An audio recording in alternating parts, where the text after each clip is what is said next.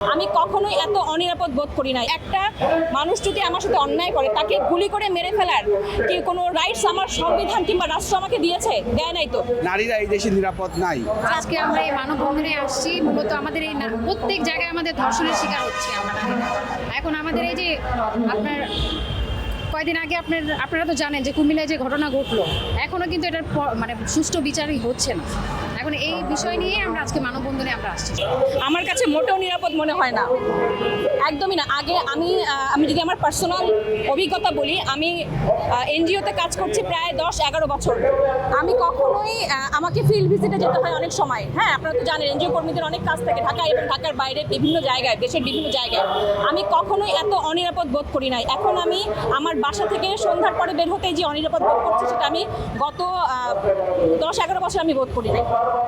নিরাপত্তা নিশ্চিতের জন্য কোনো অনেক জটিল বিষয়ের দরকার নাই। আমাদের যে আইন কানুনগুলি আছে সেগুলোকে যদি ভালো মতো ইমপ্লিমেন্ট করা যায় তাহলে এটা নিরাপদ মানে নিশ্চিত হবে। কিন্তু আমার মনে হয় না যে কোনোভাবেই মানে কোনো সরকারের পক্ষ থেকে আসলে এতটা সোচ্চার আমরা কখনো দেখি না যে আইনগুলি আছে, সহিংসতা বন্ধের জন্য যে আইনগুলি আছে সেগুলোকে আরও বেশি বেশি প্রচার করা, সবাইকে জানানো কিংবা সেগুলোর যথাযথ বাস্তবায়ন, এগুলো কোনো সরকারের আমলে আমরা সেভাবে দেখি না। আর এখন তো দেখছি না, এখন তো আইন আছে কিনা দেশে সেটাই বুঝি না।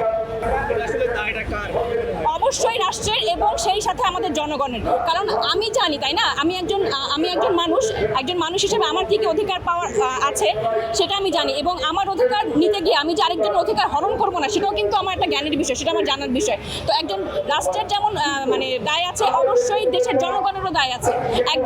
আমার পাশে একজন মানুষ বসছে, সে যদি আমাকে নিরাপদ বোধ না করে তাহলে আমি মানুষ হলাম কেন? আমাকে তো তাকে ফিল করাতে হবে যে ভাই আপনি আমার পাশে বসেছেন, কিংবা বোন আপনি আমার পাশে বসেছেন, আপনি আমাকে দিয়ে কোনো ক্ষতি আপনার হবে না, আমি আপনার জন্য নিরাপদ, এটা তো আমারও বোধ করাইতে হবে। আর সবচেয়ে বড় কথা হচ্ছে, একটা মানুষ যদি আমার সাথে অন্যায় করে তাকে গুলি করে মেরে ফেলার কি কোনো রাইটস আমার সংবিধান কিংবা রাষ্ট্র আমাকে দিয়েছে? দেয় নাই তো।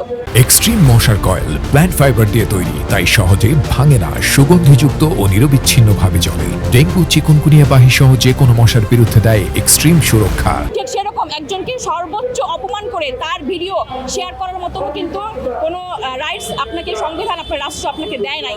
সুতরাং এটা রাষ্ট্রেরও যেমন দায়, সেটা জনগণেরও দায়। মানববন্ধন করছি যে নারীদের প্রতি যে নির্যাতন সহিংসতা হয় সেটা যাতে বাংলাদেশে এটা বন্ধ হয়। কেননা বাংলাদেশ যে স্বাধীন হয়েছিল যে প্রেক্ষাপটে, যে দেশে সকল জাতি সকল ধর্মের মানুষ তারা নিরাপদে বসবাস করতে পারবে, কিন্তু আমরা দেখছি যে নারীরা এই দেশে নিরাপদ নাই, এবং কিছু খারাপ বা দুষ্ট লোক তারা নারীদের ধর্ষণ করছে, নির্যাতন করছে, সেটা যাতে অবিলম্বে বন্ধ হয় সেই কারণে এই নাগরিক উদ্যোগের পক্ষ থেকে আমরা আজকে মানববন্ধনের আয়োজন করেছি।